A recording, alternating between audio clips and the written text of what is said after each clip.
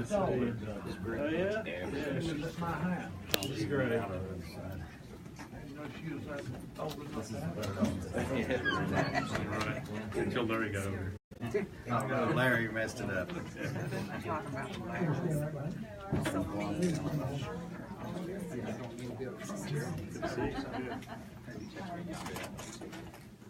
distinguished looking crew there. It is a good-looking crew. Everything to my right, everything to my left looks really good. Well, let's get started.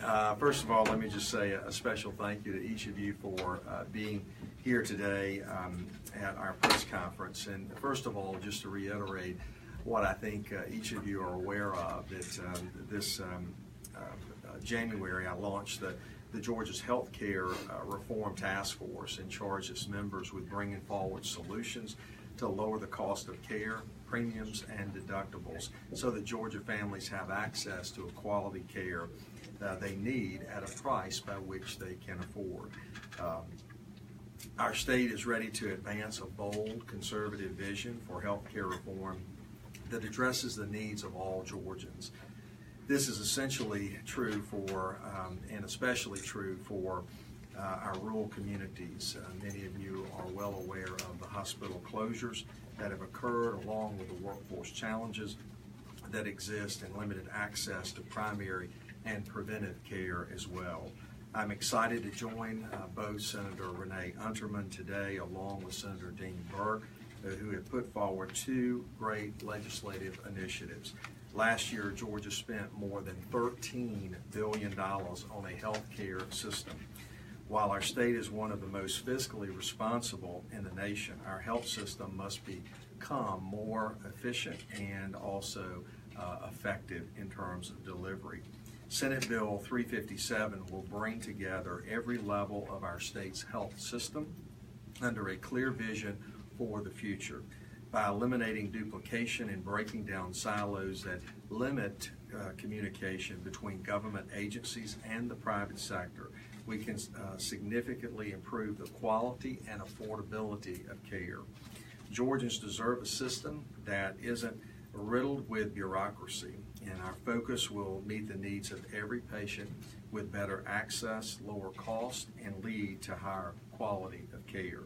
Senate Bill 357 creates Georgia Health Coordination and Innovation Council, a statewide platform which will focus on cutting waste and, most importantly, improving coordination across all the functions of our healthcare system. The council will eliminate barriers to quality, affordable care, and develop a much-needed innovation that will modernize and improve our state's overall healthcare system. Our efforts will draw a heavy focus on rural Georgia, ensuring that across every region, county, and community, Georgia will have access, and Georgians will have access to the care they need at a price by which they can afford. Big government will not improve our healthcare system.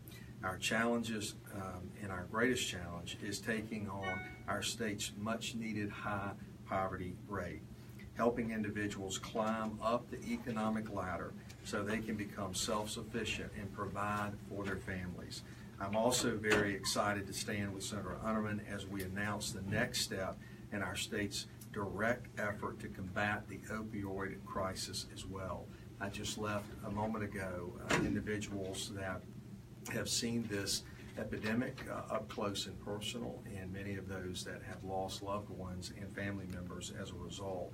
And certainly our heart and our thoughts and our prayers go out to those individuals. There are far too many that exist across our state, and this is something in which all of us, each of us as communities, have to come together in a way that really provides the treatment and the preventive measures that are necessary for these individuals as well, and undergirding and shaping or sharing with them our love and affection as well through this challenging time. Senate Bill 352 has generated the support from so many across our state as we all recognize the seriousness of the threat opioid posed to our citizens as well as our communities. Nearly 180,000 Georgians are estimated to have an opioid use disorder, and opioid-related deaths have increased by 55% since 2012. These numbers are staggering. We must act now to turn the tide facing Georgia families. And at this time, I would like to turn the podium over to Senator Dean Burke to speak to Senate Bill 357.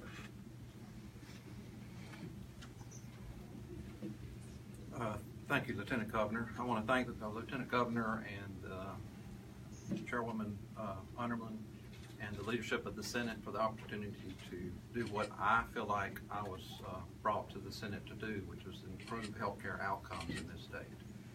That is my passion, although when my constituents call about an issue with their driver's license or some other issue, I always answer the call.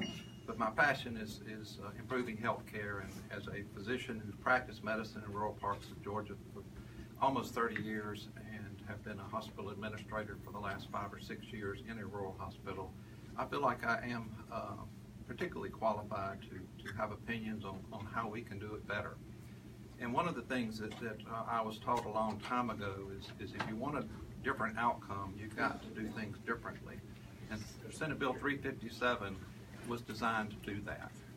We are trying to develop a mechanism or an infrastructure that will help us to improve our healthcare outcomes in the state, improve access, and I feel like the Lieutenant Governor summarized that very well. We patterned this bill on the criminal justice reform that Governor Deal initiated 5 or 6 years ago, trying to develop a central point where great ideas can be vetted, and then developing an innovation center, which is, I think, a new idea that will be hosted by our academic institutions to make sure that any policy that we develop has clear outcomes and accountability built into it, so that the taxpayer dollars, the billions of dollars that Georgia spends on health care, will not go to waste. We have some of the greatest institutions in our country of training doctors, educating physicians.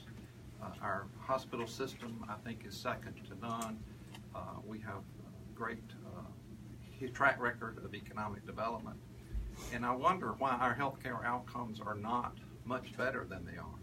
And I think that, again, we've got to take a new approach to that question and make sure that we get everybody in the room and develop those central principles and plans to improve those. And I think Senate Bill 357 is a first step towards that. I welcome people's questions and input. I learned 6 years ago that this is a process, and there'll be a lot of second guessing and criticism. I understand that. But along the way, I also expect some new ideas to come out that'll be better than the ones that we've come up with, and I welcome those.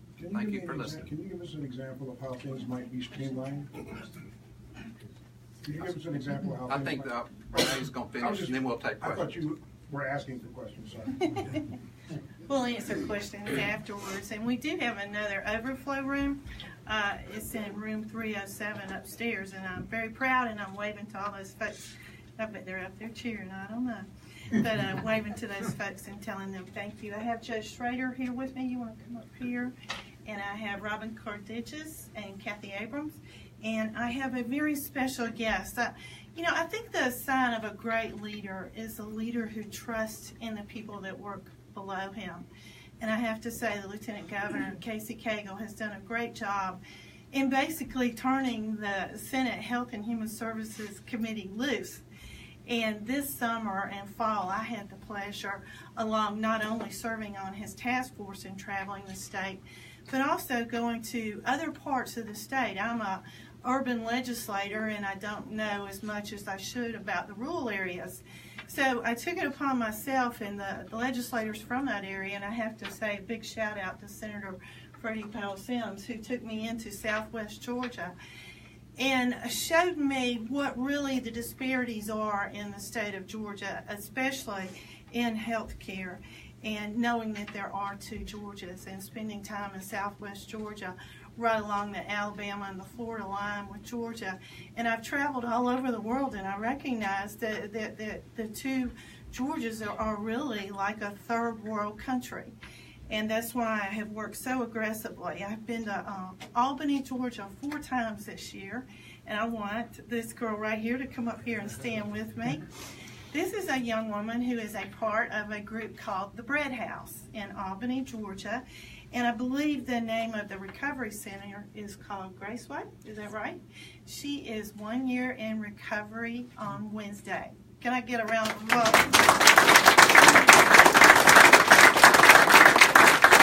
And in our travels that the Health and Human Services Committee has done, we found 2 centers of excellence. One is called the Zone, which is in Marietta, Georgia, and it's the Davis Directional Foundation. And it is a peer-to-peer support recovery center that is unlike any other that I've found in the state of Georgia. And then when I went down to Albany, the thing that was unique about Albany and the Bread House is a farm-to-table where recovering folks have the opportunity to be able to go and work. And it's a system that works very well, and these are 2 systems that are infrastructure that are indicative of what we would like to replicate. So I will digress from here. I know the Lieutenant Governor is pulling on my back here telling me to move on.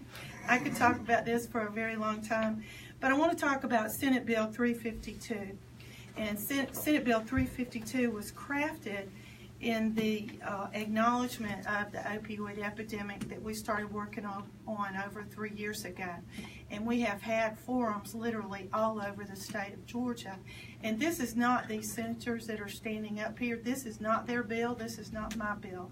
We have heard not from hundreds of people, but from thousands of people. The very first forum we had in Gwinnett County, there was over 500 people who attended. We started having these forums in the metro area in Gainesville, Cherokee County, Forsyth County, and then we started migrating down to Tifton and Albany. And these recommendations, these prioritizations are what the people in the community have come up with and said, this is what we need, this is what the state of Georgia needs. And as the Lieutenant Governor talked about, the statistics and the death rates that have increased from 1.4% to 9.5 individuals per 100,000 from 1999 to 2016. The Department of Public Health reported that in 2016, opioid-involved overdose accounted for 2,435 emergency room visits and 929 deaths. That's absolutely incredible. We've done phenomenal work with naloxone and Narcan and improving that, but we felt like this bill takes it a step further. The one part of the bill is called patient brokering. And patient brokering is when a healthcare facility pays individuals a referral fee for sending an addict to their treatment program. And you think, well, that really doesn't happen. But I pulled a quote from an attorney who is the prosecutor in Palm Beach County, Florida.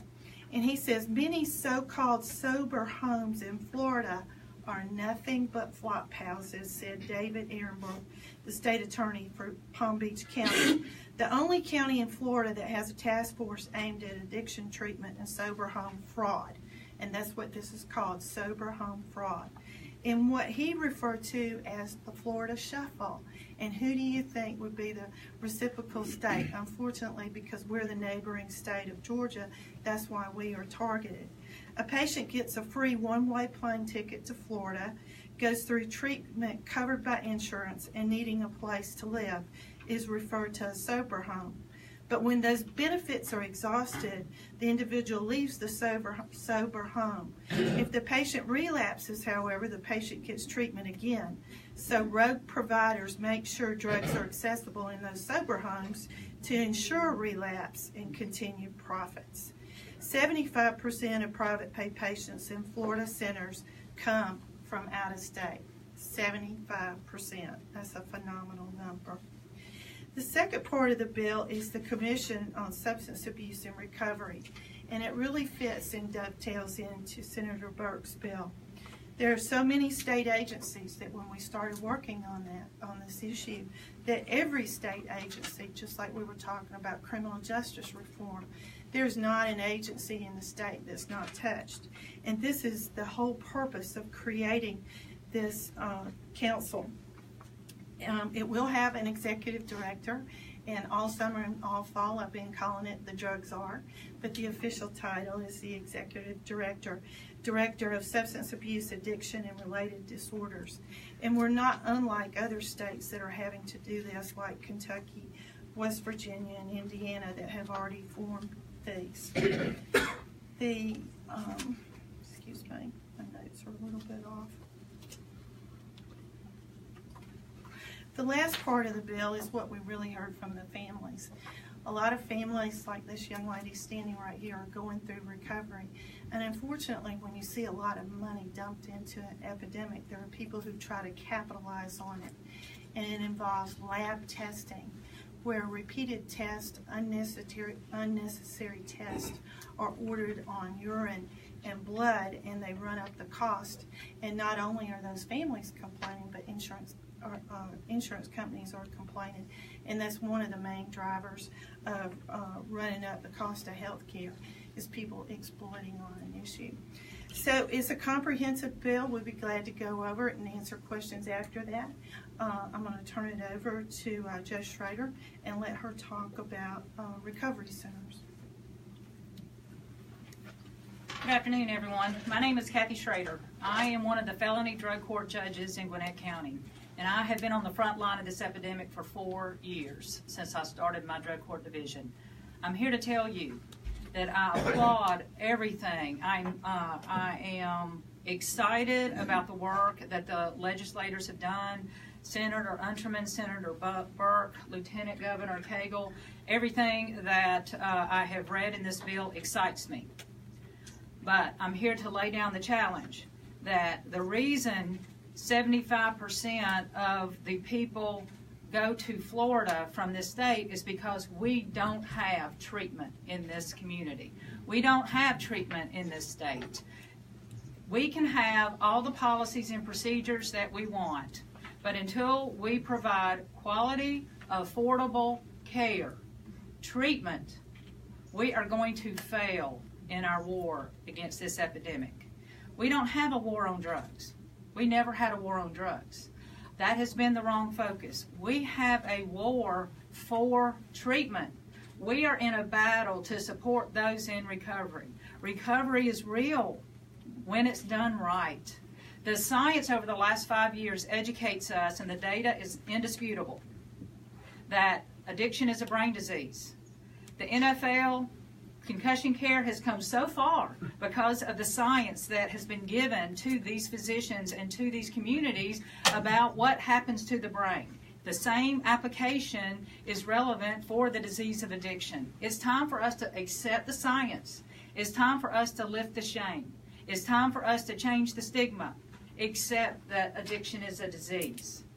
I can guarantee you that all the statistics that were just read here in this room today are wrong. I know it because I live it. There is an average of 175 people in our country dying from substance abuse disorder on a daily basis. That means as we stand here today, a few people have overdosed and died. That means that so far this year, over 5,000 people have died because we don't have quality, affordable care, brick and mortar resources. So please, please support the work that our legislators are doing. I applaud the state of Georgia for being a leader in this opioid epidemic, but it's not just opioids. It's about recovery. 24 million people are living in long-term recovery. It should be more. That's a great number, but it should be more. It should be more.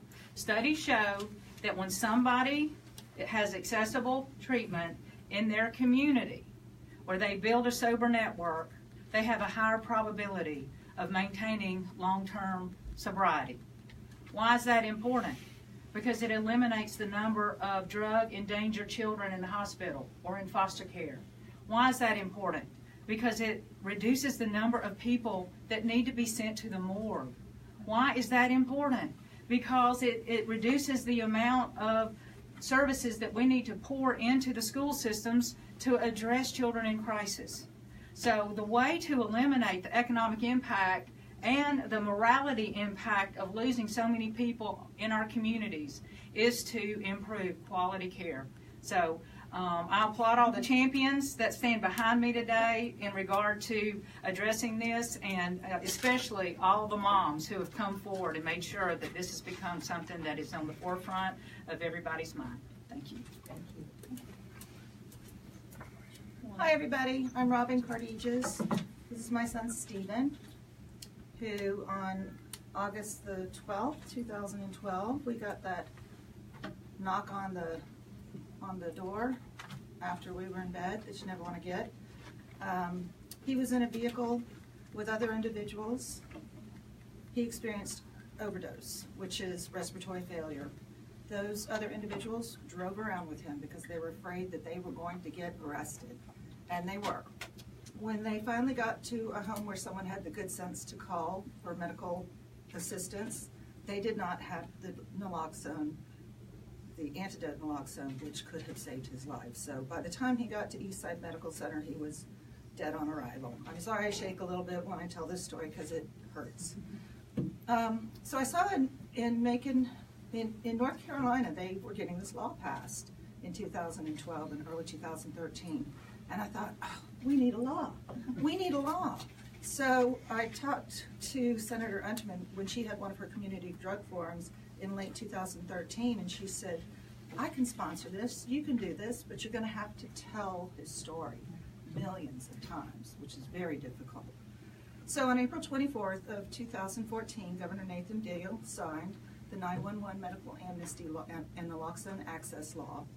I'm not going to, we know what the law is. What we do is we go out and try to educate people, but within that same week, we learned of a young person who had a fatal overdose because they were not aware of the law, because they did not have naloxone access. So there are some super passionate grassroots women who worked with me, and we had the support of Representative Sharon Cooper on the House side to get this bill passed, and we formed Georgia Overdose Prevention. My numbers as of last month, since we started distributing kits and training and educating, we have had 1,053 reversals reported, and those are reported. When we train and give a kit, we ask that they contact us and let us know that they've had a successful reversal so that we can get them another kit and so that we can keep track of the numbers. So that is a very underreported number. The numbers for Georgia Overdose Prevention and Atlanta Harm Reduction Coalition is 856. Law enforcement organizations, that's 197 through the Project Dan program. We do not have data on EMT reversals, but we're moving in the right direction, and I am so thrilled to read and reread Senate Bill 952 because it's gonna make our job easier. I mean, we're just grassroots moms, dads, friends, loved ones who want to make sure nobody ever has to feel the way that we felt or we feel. And so we'll keep talking. So thank you. Thank you.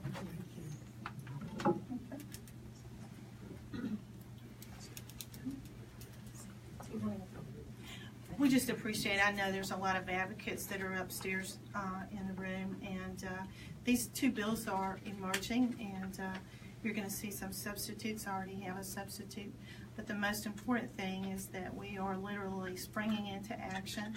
We have been all over the state of Georgia. We have listened to Georgians all the way from the coast to the Florida line. Senator Burke lives down there. I live in the metropolitan area. We feel very confident that these bills are going to make significant differences, just like the Narcan has made us progress in the opioid epidemic. So, Lieutenant Governor, I guess we'll open it up for questions, and I'm sure they have questions for you, and we'll be glad to. And the media, the advocates are upstairs. If you want to go upstairs and interview them, they're going to be staying upstairs. Who'd like to ask a question? Lieutenant Governor, I noticed that your council is not going to cost any money to the state, but that it will be funded by donations. Is there any concern that the organizations that are most likely to donate are going to be institutional interest groups that have a goal, and that then the recommendations that come out of it might not be so patient-centered, but might be centered on things that would help, say, you know, the better funded hospital industry, the insurance industry, the bigger groups? Certainly those are always concerns. I think it is important to recognize that every individual that will be making up this council will be stakeholders. And so when you are a stakeholder, obviously you are bent towards a certain bias for your industry. Our job here is to ensure that we focus on what is in the best interest of all Georgians. And regardless of the different turf wars that might exist, we will be focused on ensuring that we do find ways in which we lower the cost of health insurance to all citizens throughout our state, and that we have outcomes that we set as goals by which we are striving to each and every day. Certainly when we talk about risk, you insure against risk, right? And we also know that you can be focused on making sure that the risk can go away with the right preventive care up front. And so it's a different delivery system that we will have to have stronger and broader buy-in from all parties. But you can't do this in isolation. You have to have those that certainly are the caregivers and the providers that are out there, along with those that are insuring the risk as well. When you were looking at solutions, and of course I know the Democrats propose this all the time, I'll just ask the question. Sure. Did you consider Medicaid expansion as a part of the solutions for lowering cost of care in the state? Obviously, we get that question quite a bit on the issue of expansion of Medicaid, and I recognize on the front end, let me just say, that there are a lot of supporters out there for growing that sense of entitlement.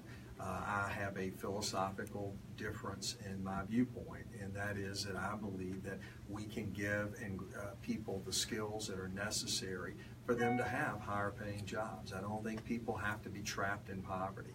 It is our job to create the rising tide that affords individuals to be able to go to the marketplace and purchase a health care coverage at a price by which they can afford. And that is what our single focus is.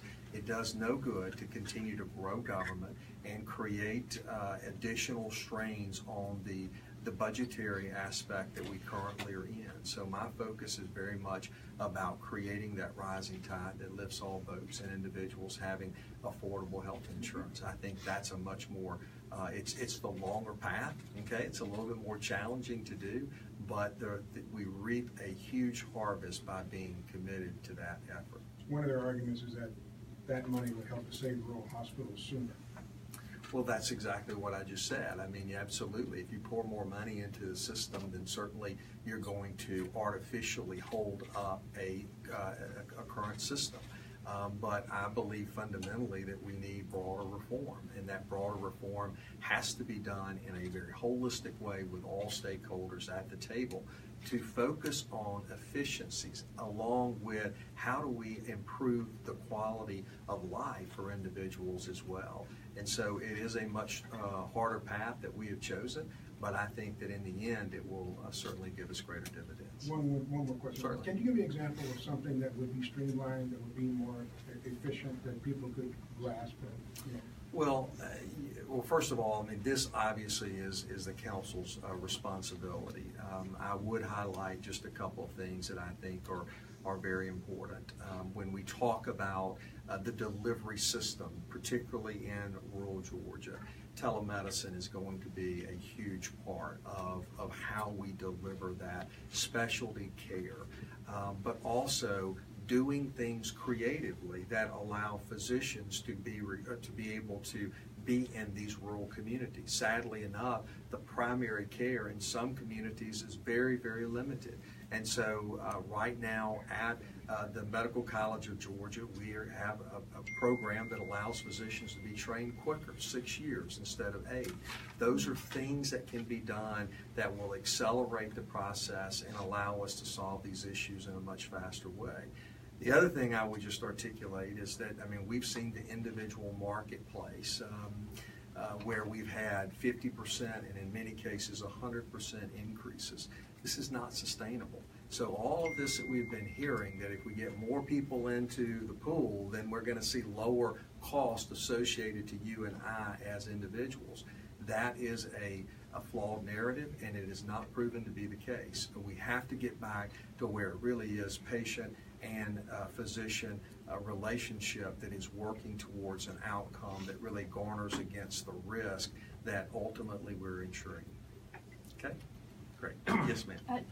Do you support the idea of using a Medicaid waiver to maybe improve the state's capacity for addiction treatment, and do you hope that's something that might come out of the commission? So obviously, part of this effort as it pertains to the council will be to explore all waivers, and all of those waivers do not necessarily mean that we will be growing an entitlement. I'm a person who has been very clear that that is not what my desire is.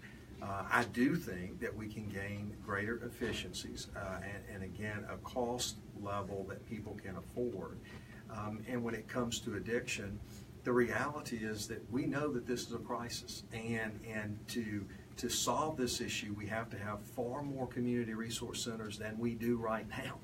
The judge just articulated that, and we as a community have to come together to undergird those individuals that are in this challenging time, just like this sweet young lady right here. We need to be there to help mentor and love on her and give her the resources and encouragement that she needs as well. This is a very challenging set of circumstances that she's having to deal with, and we don't want to lose any more lives. And so all of this is part of a broader context of solutions, and it's not just simply that government needs to be the one to shoulder all the burden or the cost associated with it. It is a shared burden that all of us have a vested interest in. Yes, ma'am. Yes, sir. In the proposed legislation that would specifically help grow the number of those addiction treatment centers right away, or is that something that's more? Senator Otterman would like to talk about that. There's two components in the bill that address this issue, and one is a targeted population waiver.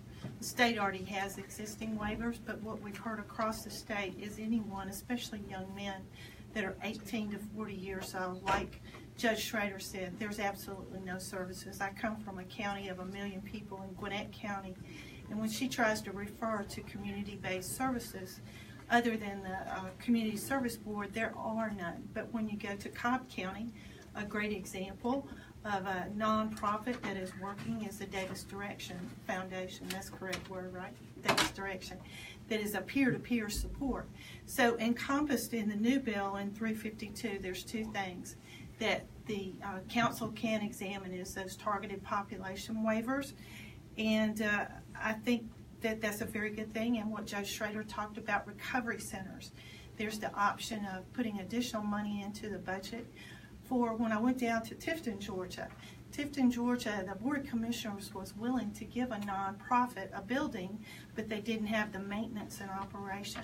So what we're looking at is needs-based community block grants that can be given to places that they have a need, they're willing to work and solve their problems, and the state can step in and help just a little bit, because obviously we have 10 million people, but we can get them started, but then they're on their own, just like the Davis Direction and the Zone and the Bread House, and that's specifically why I brought them here, that the state can help, but the local communities has to do their own too. So those are two things that are specifically in this bill. So that's something the bill is proposing to go ahead and do, or that's something you're tasking the council with studying? That's what the executive director will examine these and set these up and do. Yes, sir. Is there any money that would flow to treatment that would be underway this year, 2018? Well, we already have the Department of Behavioral Health. And nothing new? We are looking at, and we're in the process of going through the budget, and yes, we are looking at new money. Yes, ma'am. It could be in the budget this year? Yes, it could be. Could. Yes, ma'am. That depends on how hard the Health and Human Services. But I think when you're looking at the epidemic, you see the need, and it's just like the governor's saying, if the need is there, we prioritize our needs in the budget process. And obviously, if you're in the middle of an epidemic, that prioritization is going to float to the top. Are there any other questions? Can I Yes. ask, everything y'all are saying sounds very well thought out, you know, very passionate understanding of the problem, looking at solutions. I talk to advocates who say, y'all have had a year to study, why aren't you proposing what, you know, you could have thought up in your study committee over the past year to be enacted this year? And they wonder if it's due to the election year. Well, I don't think it has anything to do with an election year. I think to your point is that these are very complex issues, and it's going to take buy-in from all stakeholders, and you have to be very methodical and diligent in this effort, and a very thoughtful process by which gives us the outcomes in which we're looking for. And we have articulated what those outcomes look like. We have put a system in place to give us those outcomes, and I think that is the prudent approach to good governing. So this, you know, unlike what you see oftentimes where you have a shotgun approach where legislation is put forward that hasn't always been very well thought out, and we have obviously a mechanism now that gives us a much broader context to the outcome. Any other questions? Very good. Thank you all for being with us. Thank you. The other group.